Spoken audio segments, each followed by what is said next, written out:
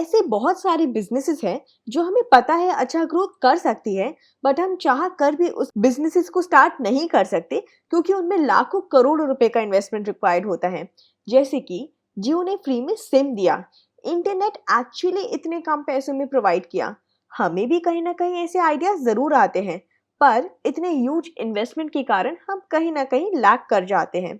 इन अ same way हम ये जानते हैं कि म्यूचुअल फंड इंडस्ट्री की ग्रोथ काफी ज्यादा है, बट क्या हम एक एएमसी स्टार्ट कर सकते हैं? शायद नहीं। तो इसका कुछ तो ऑल्टरनेटिव होगा, राइट?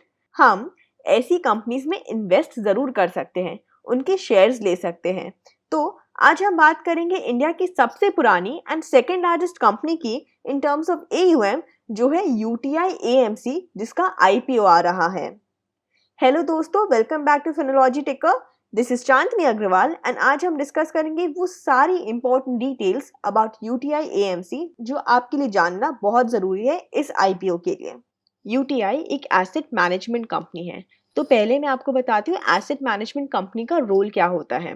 तो एएमसीज फंड कलेक्ट करते हैं हम जैसे पूल ऑफ इन्वेस्टर्स से, एंड उस पूल ऑफ फंड से डिफरेंट डिफरेंट एसेट क्लासेस में वो इन्वेस्ट करते हैं। तो एकदम सिंपल लैंग्वेज में अगर हम समझे तो यूटीआई एएमसी इन्वेस्टमेंट मैनेजर है उन सभी यूटीआई म्यूचुअल फंड स्कीम्स की। आई थिंक अभी आपको ये क्लियर हुआ होगा। तो ये कंपनी प्रोवाइड करती है portfolio management services institutional clients को एंड एचएनआईज को, जैसे EPF, national skills development fund, postal life insurance, और मैनेज करती है retirement funds, NPS, alternative investment funds और ये सभी। मतलब ओवरऑल ये कंपनी एक बहुत बड़े ग्रुप को केटर करती है, जैसे बैंक्स, ट्रस्ट, एनआरआईज, इंडिविजुअल्स और इंस्टीट्यूशनल इन्वेस्टर्स। अब ये एएमसीज अर्न कैसे करती है, ये पैसे कैसे कमाती है? डेफिनेटली हमारे फंड को मैनेज करके वो हमसे मैनेजमेंट फीस लेती है, जिसे आपने एक्सपेंस रेशियो के नाम से सुना होगा म्यूचुअल फंड्स पे इन्वेस्ट करते टाइम। तो अगर हम यूटीआई की बात करें तो उनके टोटल इनकम में से अराउंड 80% प्लस रेवेन्यू जनरेट हो रहा है उनके मैनेजमेंट फीस के थ्रू। तो अगर इतना परसेंट मैनेजमेंट फीस के थ्रू आ रहा है तो डेफिनेटली रेवेन्यू पे इफेक्ट आएगा उनके, अगर एएमसीज के बिजनेस को कुछ भी होता है तो चलिए देखते हैं ऐसे कौन कौन से फैक्टर्स हैं जो इस बिजनेस को एक्चुअली इफेक्ट कर सकते हैं। जैसे हमें पता है एएमसीज मेनली अपने मैनेजमेंट फीस से अर्न करती हैं। तो ये कंपनीज का फीस डिपेंड करता है एयूएम की साइज पे।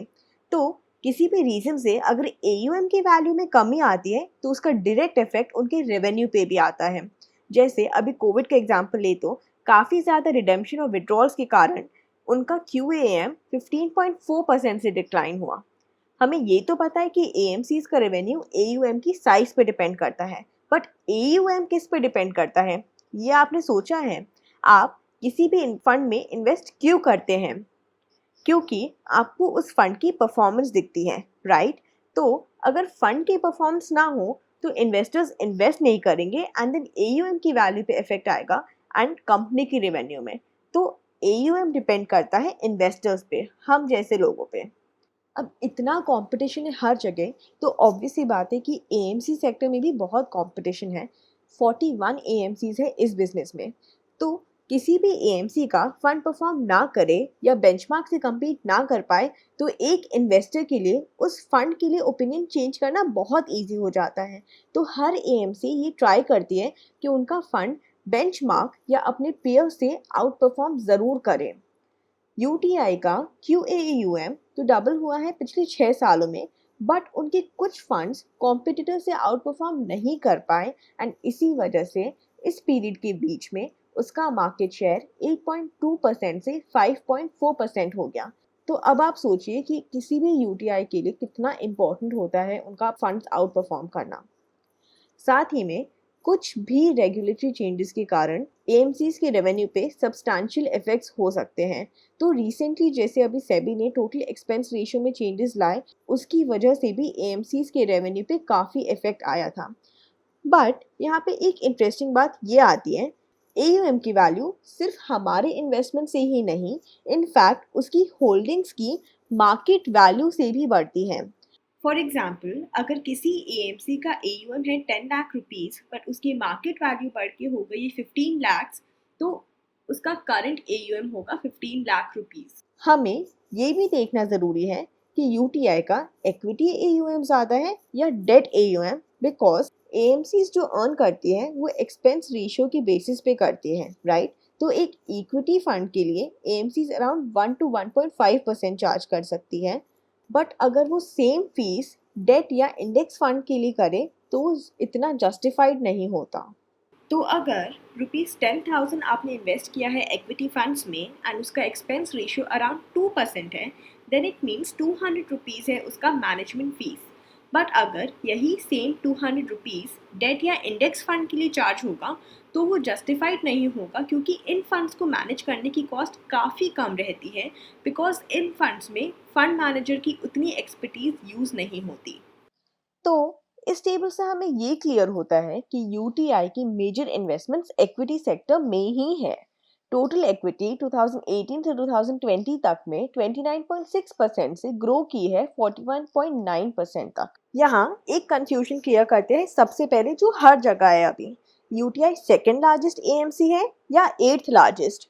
तो यूटीआई सेकंड लार्जेस्ट एएमसी है in terms of total AUM. मतलब ये टोटल AUM इंक्लूड करता है उनके सारे सर्विसेज जैसे PMS ऑफरिंग या NPS मैनेजिंग।